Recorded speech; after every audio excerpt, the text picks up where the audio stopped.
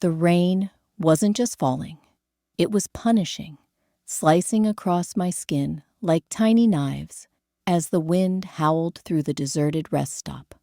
I stood there, drenched, mascara bleeding into black rivers down my cheeks, watching the red taillights of my husband's Mercedes vanish into the darkness.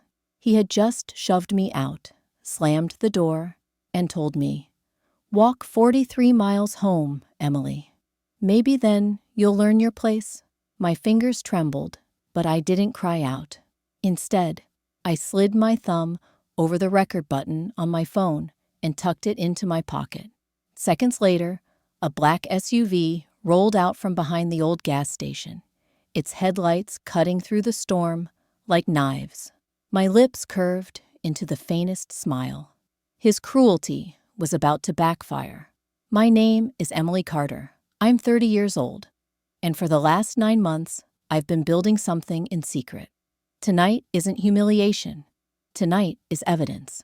Andrew thought he was teaching me a lesson, punishing me for daring to question him about the $13,500 that disappeared from our joint account. He called it paranoia when I noticed. He said I was nosy, that I didn't understand finance. But he didn't realize the woman he thought was naive had already been documenting every lie, every transfer, every condescending word. For months, I had lived a double life. On the surface, I was still the obedient wife who cooked his favorite meals, smiled through his dinner parties, and listened quietly when he bragged about his hedge fund conquests. But beneath that mask, I was writing everything down. I had a second phone hidden in a box of scarves. I installed a tracker on my own car in case he tried something reckless. And most importantly, I had someone he never suspected on my side, my brother, Marcus. To Andrew, Marcus was just a mechanic who never left the city. He had no idea that Marcus had been my shadow, my silent protector, parked only 100 yards away tonight, waiting for my signal. Andrew thought he was clever. 2 weeks earlier, as we passed this very exit on the highway, he had smirked and said, "Imagine being stranded here, miles from civilization." He thought he was planting the seed of fear, but all he really did was hand me the exact location where his empire would begin to crumble. That night, after he fell asleep, I returned here, alone. I tucked a thumb-sized camera onto the rusting signpost at the edge of the lot. If Andrew followed through, I would have proof, not just of financial abuse, but of something far darker, deliberate abandonment. The leather of the Mercedes seat had still been warm when I stepped out. I remember smelling the faint trace of his cologne mixed with the ozone of the storm rolling in. I didn't plead. I didn't beg. I just listened as his voice, sharp and arrogant, told me I needed to be reminded who held the power. My pulse was racing, but in that moment, I knew I wasn't the one about to be taught a lesson. I pulled open the SUV door, Marcus's steady gaze meeting mine. The umbrella in his hand contrasted with the fury in my chest. I slid inside, buckled the seatbelt, water dripping onto the leather mats. My voice was calm, almost too calm, when I whispered, "It's time. Begin phase 2. If you believe no one should ever be left alone to suffer in silence, tell me where you're watching from. I want to see how far this story of strength can reach across the world. Stay with me, because what happened after that storm became the turning point of my life." As Marcus drove us toward the city, windshield wipers slapping against sheets of rain, I replayed Andrew's last words in my head. Walk home, learn your place. He thought cruelty was power.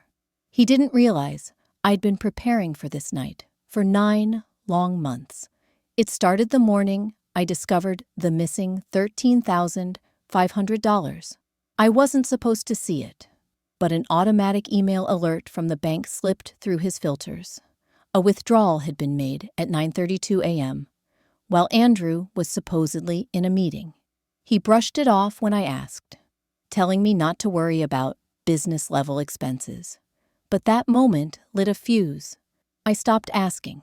Instead, I started digging.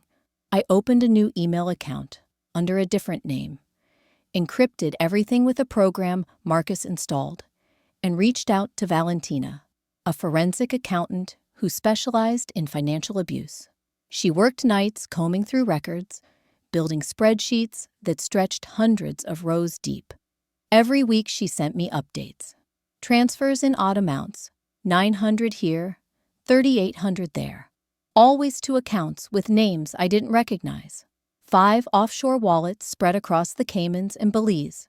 Rebecca, a divorce attorney with a reputation for never losing, joined next. She told me something I'll never forget. Emily, if you want out, you need a strategy, not a reaction. Collect evidence quietly. Don't confront him until you can end it on your terms. So I played the dutiful wife. I cooked. I smiled. I listened. And every time Andrew's arrogance dripped through his words, I clicked record. 8 months of footage. Hours of his voice explaining how he managed our money. How I was too fragile to understand. How control was his birthright. But tonight, he escalated. He thought he could break me by making me walk 43 miles in a storm. What he didn't know was that he had just handed me the last piece of the puzzle, the missing motive, abandonment, cruelty, proof no judge could ignore. Marcus reached over, squeezing my hand on the console. Everything's in place. Valentina said the last transfer cleared this afternoon, 11,000 to the Belize account. I nodded, staring out at the blurred glow of streetlights. That money wasn't for us. It was for her, Carla, the woman whose earring I'd found under our bed 2 weeks earlier. The pearl earring that didn't match any set I owned. Andrew thought he was careful. He thought I wouldn't notice. But I did. And I said nothing. Because silence, when you're planning a storm, is louder than any scream. My phone buzzed. A new message lit up the screen. It was from Andrew. Just 4 words. Done. She'll break tonight. I could almost see him pouring a glass of whiskey, grinning, believing he'd won. But the truth? His victory text was already evidence. Already another nail in his coffin. I turned to Marcus, my voice steady. He thinks I'm on that highway, begging the rain for mercy. Marcus glanced at me with a thin smile. And tomorrow, the world will know the truth. I leaned back into the seat, the storm raging harder outside, the plan alive in my chest. What Andrew didn't realize was that by pushing me into the rain, he had just pushed himself into the fire. The hotel lobby lights nearly blinded me when I stepped inside. Rain dripped from my coat, pooling onto the polished marble floor as the night clerk's eyes widened. Perfect. Every detail mattered. My voice cracked just enough when I said, "My husband left me at a rest stop. I walked for miles before someone helped me." She gasped, rushed around the counter, and wrapped a towel around my shoulders. Exactly as Rebecca had coached me. I checked in under my maiden name, Harrison, swiping the emergency credit card I'd opened 9 months earlier. It had never once been used, invisible to Andrew's watchful eyes. Room 316, a small, clean space with a window overlooking rain-smeared city lights. The receipt would show I'd been here, alone, fragile. My dinner order, soup, salad, and a glass of wine, would document that I'd been calm enough to eat, not frantic or reckless. Evidence layered over evidence. I placed my soaked clothes carefully in the hotel bag Marcus had delivered earlier. Everything I needed had been prepared weeks ago. Toiletries, a change of clothes, even waterproof folders for documents. Tonight wasn't survival. It was execution. Still, as I sat on the edge of the bed, phone buzzing on the nightstand, I felt a flicker of the old me, the Emily who would have picked up apologized, begged Andrew to forgive her. That version of me had been buried months ago, but her shadow lingered. I pressed record on my second phone and played the voicemails aloud. The first one dripped with condescension. "Emily, this is ridiculous. Lesson learned. Call me back and I'll come get you." The second one was sharper, tinged with frustration. "You're making this worse. Stop being childish." The third had venom. "Fine. Find your own way home. Don't expect me to wait up." Each word etched deeper into the case Rebecca was building. Abandonment wasn't speculation anymore. It was confession. Marcus texted, "Camera feed clear. He's at the house with her." I opened the secure app and there it was. The grainy but unmistakable image of Carla stepping into my kitchen wearing my silk robe. My robe from Paris. She twirled, laughing, while Andrew poured champagne into 2 glasses. My stomach tightened, but my hand was steady as I saved the footage to the encrypted drive. He thought I was trudging down a highway, broken and desperate. Instead, I was watching him from 3 miles away, documenting every betrayal in real time. Another buzz, a new number. Against my instincts, I answered without speaking. "Emily?" A familiar voice. "My sister, Julia." Silence stretched. Then she whispered, "I didn't want to be part of this. But Andrew, he paid my debts, $57,000. He said all I had to do was answer questions about Mom, about Dad's accounts." Her voice cracked. "I didn't know what he was planning. I thought he was helping me." My chest went cold. Julia, the person I'd covered for since we were kids. The one I'd shielded from my parents when her gambling got out of control. Betrayal had a new face, and it wore my sister's. "Emily, please," she begged. "I have proof. Emails, texts, everything. If you let me, I'll give it all to you. Just don't hand me over to the police." My throat tightened, anger and grief colliding. Family or not, she had sold me out. Yet those emails might be the very evidence I needed to end Andrew once and for all. I closed my eyes, steadying my breath. "Bring them tomorrow.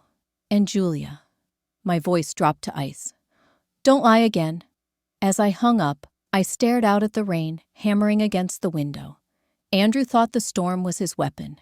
He hadn't realized it was mine. And now, my own blood was tangled in the web. Morning sunlight filtered weakly through the hotel curtains. But I'd been awake all night, replaying Julia's words. My own sister, trading pieces of our family history for Andrew's cash. $57,000. It wasn't just betrayal. It was strategy. He'd known exactly where to strike, exactly which weakness to exploit. At 9 sharp, a knock rattled the hotel door. Julia stood there, pale, clutching a folder against her chest like it was a shield. I let her in, though every muscle in my body screamed not to. She placed the folder on the table, her hands trembling. "These are the messages, emails, proof that Andrew paid me." I flipped through them quickly.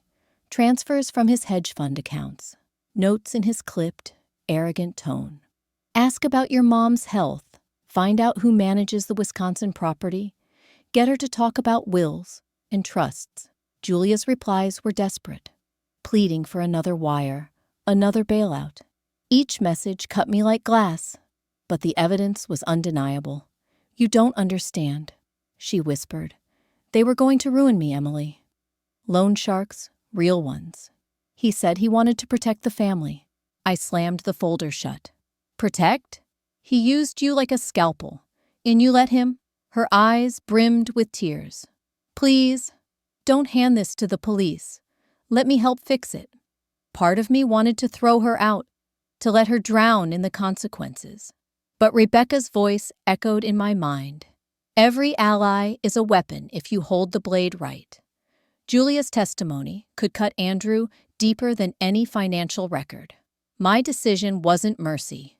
It was tactics. By 11, Rebecca and Valentina arrived at the hotel.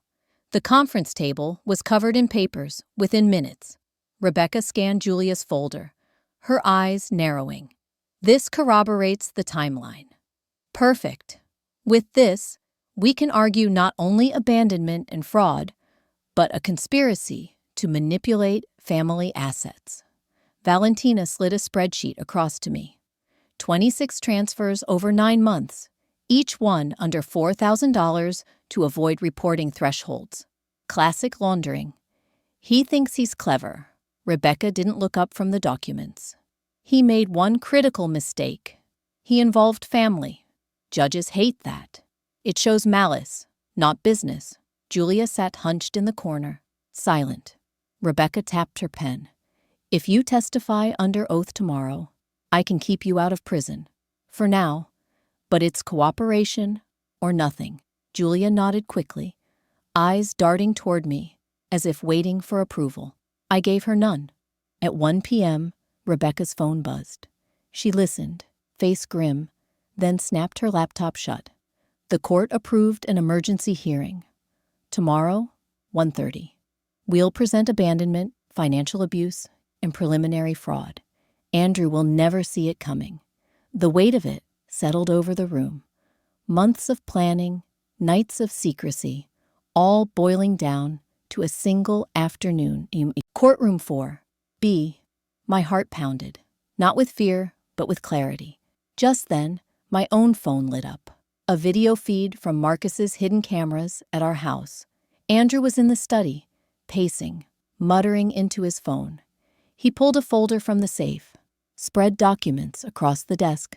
I recognized my own signature, except it wasn't mine. Property transfer forms, loan applications, all signed in my name.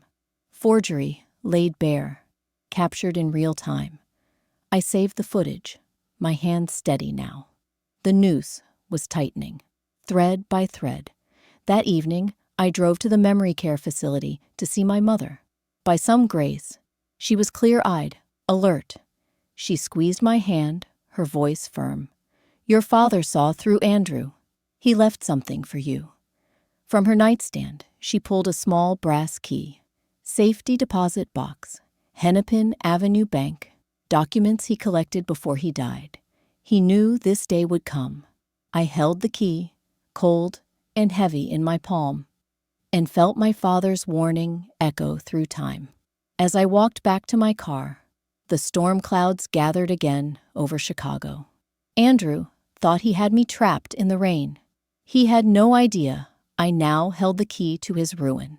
The Hennepin Avenue Bank was one of those old buildings that seemed to breathe history. Marble pillars, brass railings polished to a shine, and the faint scent of paper and dust clinging to the air. The manager, a gray-haired man named Mr.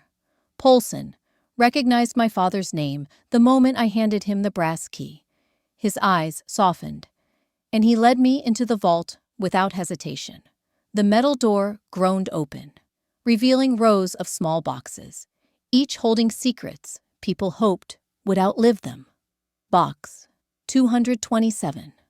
My father's handwriting, scrawled on a label, made my throat tighten. I slid the key into the lock, turned it, and pulled out a stack of files, thick with my father's meticulous notes. Inside were documents Andrew had hoped I would never see. Forged loan applications with my signature in strokes that looked almost perfect, but not quite. Property transfer deeds for my grandmother's lake house, stamped and dated, but never signed by me. Bank statements from accounts I'd never opened, but apparently controlled. Each page had a sticky note in my father's bold script. One read, "He will try to erase you. Don't let him." Tears blurred my vision, but I forced myself to keep reading. At the bottom of the stack was a trust document. My breath caught. A trust established 4 years ago, worth $2.6 million, naming me as the sole beneficiary. My father had hidden it to protect me, from Julia's debts, from Andrew's greed, from everything he must have feared. Andrew had been clawing at this for months, desperate to reach money he couldn't touch. Marcus photographed every page, methodical and calm. "This changes everything," he said quietly. "This isn't just fraud. It's premeditated theft against you and the family." When we walked out of the bank, the autumn air felt sharper, charged with something electric. I wasn't just fighting for dignity anymore. I was fighting for my father's legacy. Back at the hotel, Valentina spread the files across the table, her eyes widening as she flipped through them. "This is gold. The trust, the forged power of attorney, the fake transfers. It all ties together. He's been constructing a false financial identity for you, Emily. If you hadn't found this, he could have framed you." Rebecca looked up from her laptop, her tone clipped. "Then tomorrow, we don't just present abandonment, we present conspiracy, forgery, and intent to defraud." My phone buzzed again. This time, it wasn't Andrew. It was a number I didn't recognize. When I answered, a deep voice introduced himself. "Agent Thomas Chen, Federal Bureau of Investigation. Mrs. Carter, we need to speak with you. Your husband's name surfaced in an ongoing multi-state fraud investigation. We've been tracking a network of hedge fund managers targeting elderly clients. His transfers match the pattern."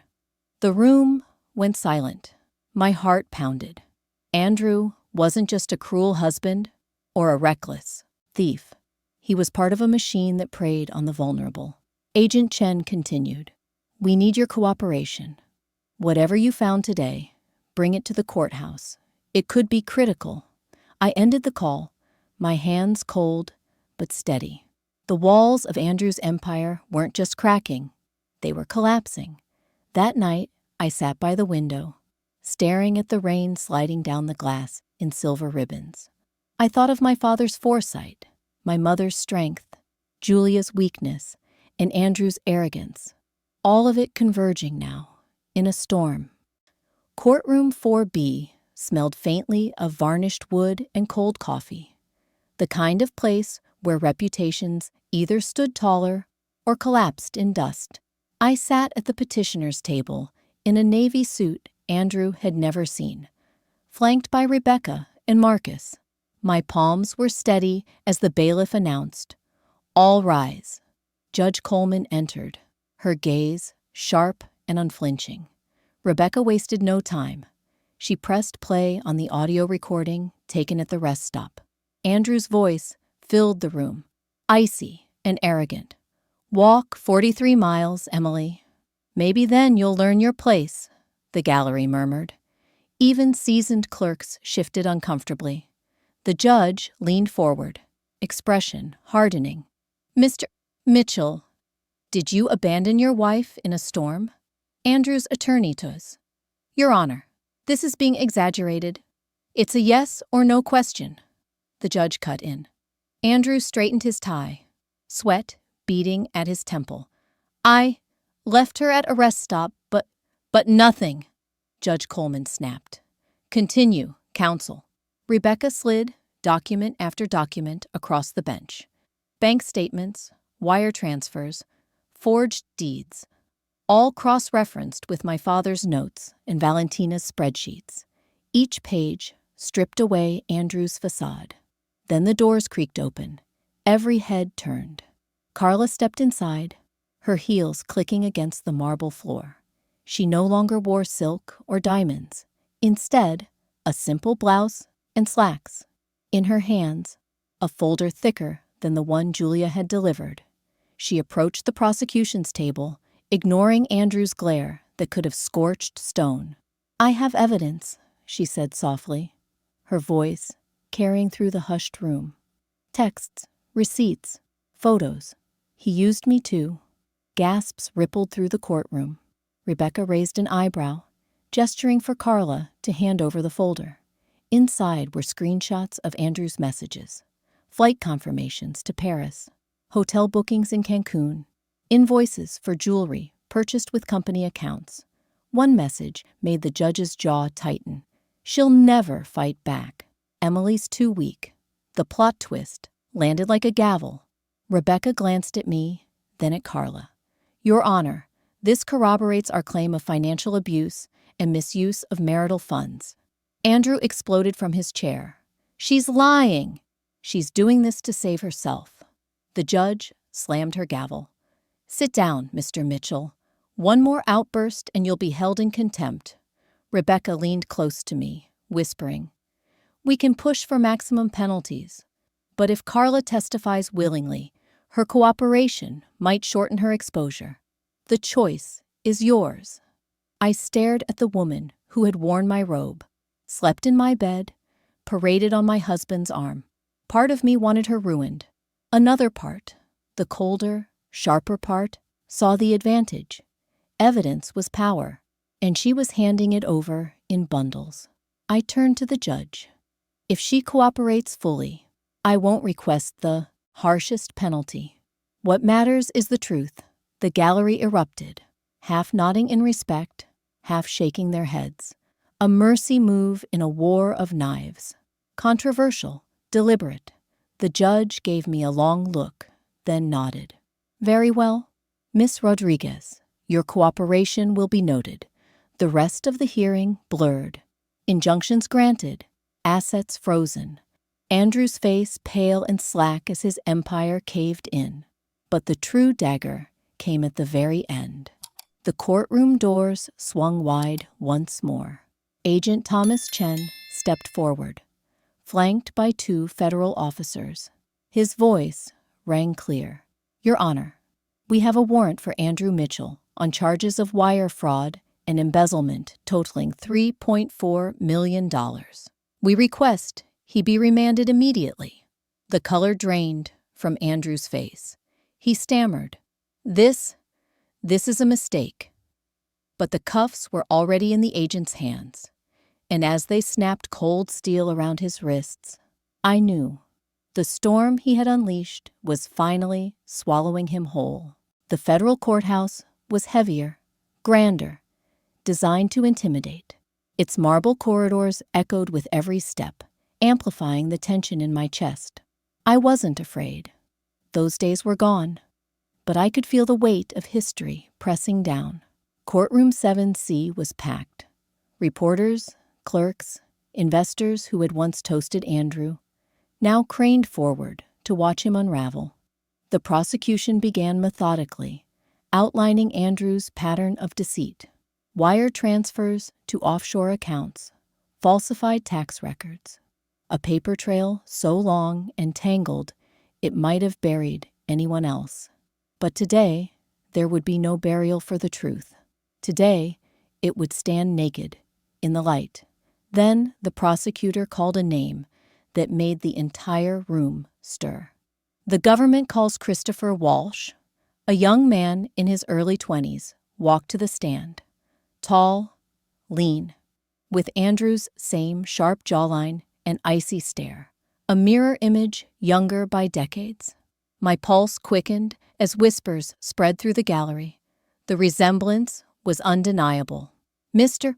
Walsh, the prosecutor began, are you the biological son of Andrew Mitchell? Christopher's voice was steady. Yes. My mother received payments from him for 22 years, $1,500 a month, to keep me hidden. He lifted a folder of bank statements. These came from the very accounts he used to steal from his clients. The courtroom erupted. Even Andrew's attorney looked rattled. Andrew himself shifted in his chair, jaw clenched, hands gripping the table until his knuckles whitened. For the first time, he seemed small. And did Mr. Mitchell ever threaten your mother? Christopher nodded grimly. He said, if she ever told anyone, he would destroy her career, ruin her reputation, and make sure I never had a future. She kept his secret because she was terrified. The judge's face hardened. Andrew stared straight ahead, refusing to look at his son. But the blows kept coming. Valentina projected emails onto the courtroom screen, pulled from Andrew's office computer before his access was revoked. The subject line read, Project Spring Clean. Inside were instructions chilling in their calculation. Gaslight Emily consistently, deny conversations, move objects to make her doubt her memory, increase isolation tactics before filing for divorce. The gallery gasped. My stomach twisted as I recognized the strategies. The jewelry that vanished, then reappeared. The dinner reservations he swore I'd forgotten. The conversations he claimed never happened. It hadn't been random cruelty. It had been a plan. A manual for my destruction. Rebecca stood, her voice like steel. Your Honor, this wasn't a marriage. This was a campaign of psychological warfare designed to destabilize my client, while Mr. Mitchell siphoned millions into secret accounts. Andrew's lawyer scrambled to object, but the judge waved him down. The truth was too glaring to be buried. As if that weren't enough, the prosecution produced one final witness, Carla. Dressed plainly, her voice subdued, she recounted Andrew's promises. He told me Emily would never fight back, that she'd be left with nothing. He called her the perfect cover. She pulled out her phone, pressing play. Andrew's voice spilled into the microphone. By the time she realizes what's happening, I'll be in Costa Rica. She'll be too broken to stop me. Every word was a nail in his coffin. By the time the prosecution rested, Andrew looked hollow, still. Against his lawyer's frantic whispers, he insisted on taking the stand. He tried to twist the story, claimed I had known about his affairs, that clients had approved transactions, that I had forged documents to trap him. But the evidence crushed him. Each denial collapsing under the weight of recordings, statements, and the faces of people he had betrayed. The jury deliberated less than 3 hours. When they returned, the foreman's voice cut through the silence. On all counts, including wire fraud, conspiracy, and elder abuse, we find the defendant guilty. Andrew's head dropped into his hands as the gavel cracked like thunder. The man who left me to walk 43 miles in the rain now faced 9 years in federal prison. But the storm wasn't finished. As the bailiffs moved to escort him out, my phone buzzed. Jennifer's name flashed again. 17 missed calls in the past hour. I stared at the screen, then lifted my gaze to the courtroom doors. Because the next twist in this story wasn't over yet. The day Andrew was sentenced, the sky over Minneapolis cracked open with sunlight, as if the storm itself had been waiting for justice. 9 years. That was the number the judge spoke, each syllable landing like a nail, sealing a coffin. Andrew Mitchell, hedge fund, golden boy, husband turned predator, was led away in chains. But the story didn't end with his downfall. For me, that day was a beginning. In the months that followed, life didn't snap back to normal. Normal had been a lie Andrew crafted to keep me silent. Instead, I built something new. With the trust my father had protected, the restitution awarded by the court, and the whistleblower funds Valentina helped me secure, Marcus and I signed the lease on a Victorian building in Whittier. Its walls had once held a law firm.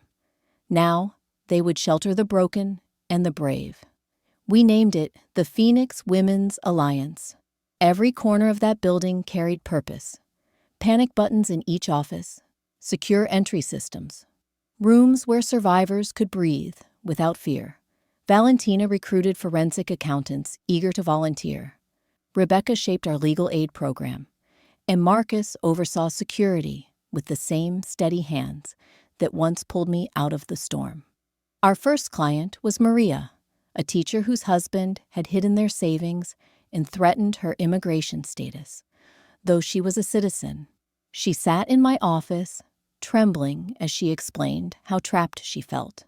I placed my hand over hers and said the words I had needed to hear once. You're not crazy. You're not weak. And you're not alone. Watching her shoulders ease, I understood what my father meant when he wrote, "Don't let him erase you."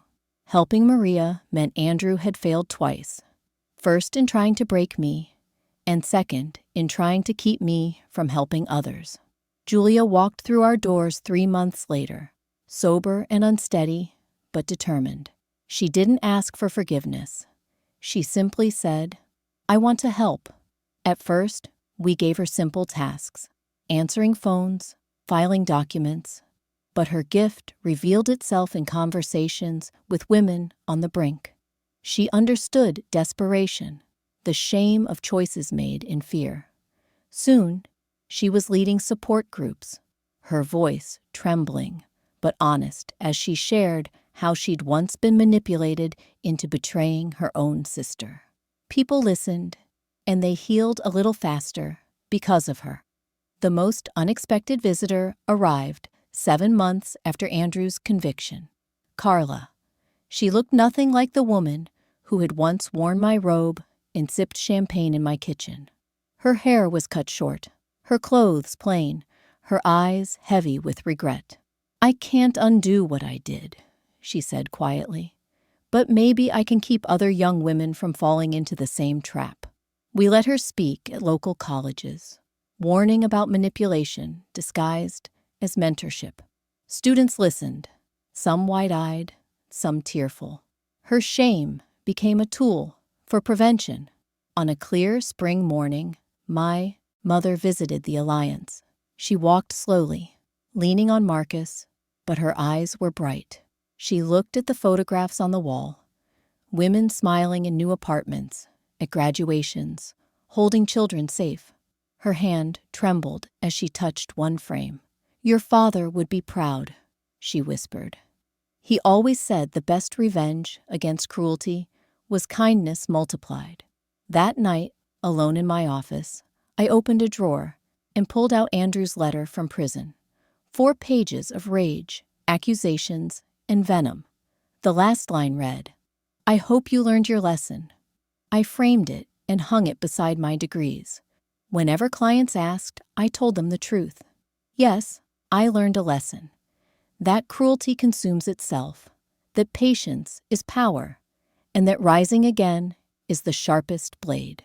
The rain tapped gently against the window, a softer echo of the night that changed everything. I thought about the woman I had been, standing in the storm 43 miles from home. I thought about the man who believed he had stripped me of dignity. And I thought about the women who now walked through our doors, ready to rise. Sometimes the past whispers, demanding bitterness. But I chose something else. Not forgiveness for Andrew.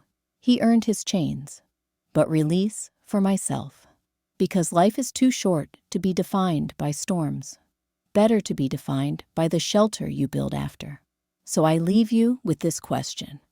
When betrayal cuts deepest, is revenge about destruction or about creating a future strong enough to outlive the pain?